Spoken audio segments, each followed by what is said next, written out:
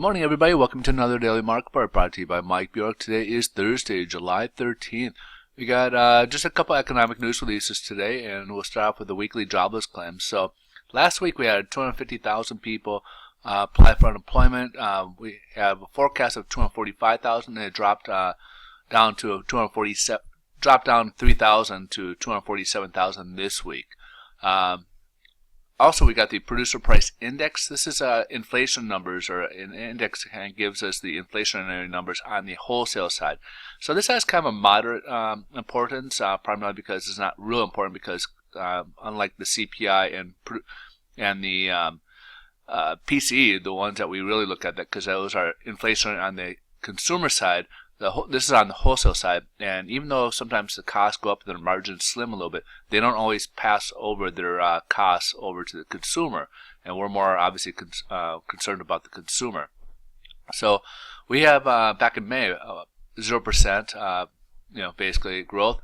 Forecast for June was supposed to be at 0, and it went up only 0.1%.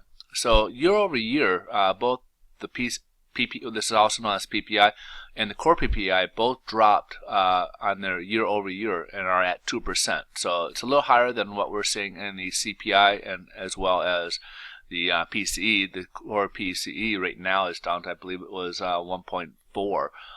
It kept dropping. At one point it was at 1.8, and it's gone backwards. And a lot of that is due to wage growth. We're not really seeing a whole lot in the wage growth area where we're getting more jobs, but not a lot of wages are going up as much. So we would like to see that go up.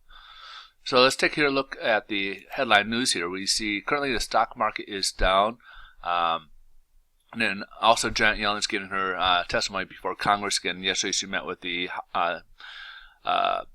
House. The housing department for the representatives. Today she's meeting with the Senate Banking Committee today. We don't really anticipate anything new to be said from what was said yesterday. Yesterday, anything that she basically said is what made the news, and that's why we got a pretty positive remark. It came out pretty dovish, actually. She basically said we're near where we need to be for rates. We're kind of in what they call a neutral area, where we're not really holding the economy back, but we're not really stimulating it either. It sounds like there might be only, unless there's changes in inflation, that there may be only some gradual rate increases, and so that kind of leads you to believe, is there going to be another one this year or not? They anticipate 3 this year.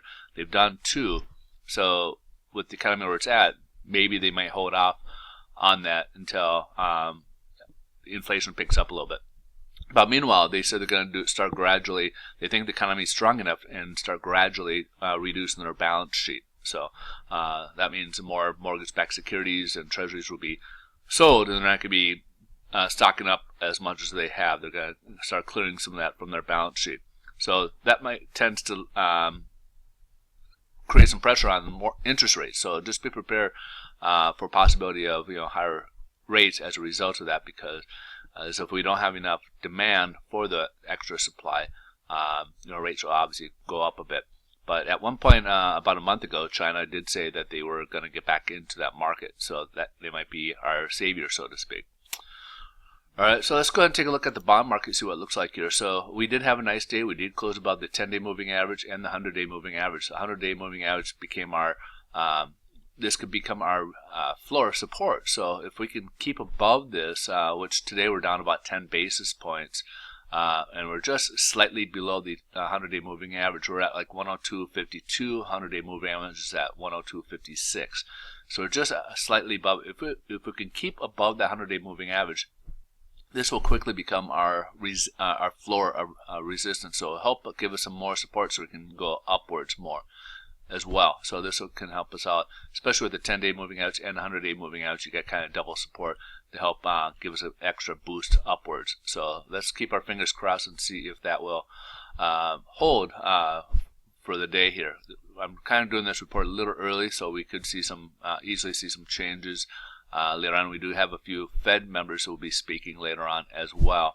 So it depends what they might say, that if throw some might throw some surprises in the market. All right, folks. So that pretty much concludes it. The rates are about the same where we left off yesterday. There's not going to be a whole lot of pricing. Usually it's 12 bases or higher, or that to make any changes in pricing. And right now we're only at about 10 basis points. So we're close to a positive worse, but it could improve where by the time here on the West Coast, when the lenders give out their pricing, it could improve a little bit and basically be about the same as what we saw yesterday. All right. So anyways, if you guys want to get more data, just come over to Twitter. You'll find me underneath Mike Bjork. I do post updates on Twitter, different things, especially about, today we got the testimony going on. Anything she says new, I'll be posting on there. Market close, see where we're at, if it went up or down. You can come over to Twitter on there. Also, if you guys are looking to buy, I can help you guys out with your pre-approvals and help you guys get your finance your next transactions, as well as if you need to do any refinances, we take care of both purchase and refinances. People are looking to get out of the adjustables and into a fixed rate, or those who want to take money out of their equity and do different things, such as if you're an investor, maybe buy other properties, to people who simply want to do add on to their current houses because they simply can't find another property and need to add on because maybe they have a growing family or such. Or people simply want to go from a 30-year to a 15-year fix. Those are different things that we're currently working on right now. All right, folks, you have a wonderful day. Thanks so much for watching. I look forward to seeing you guys on Monday. Take care.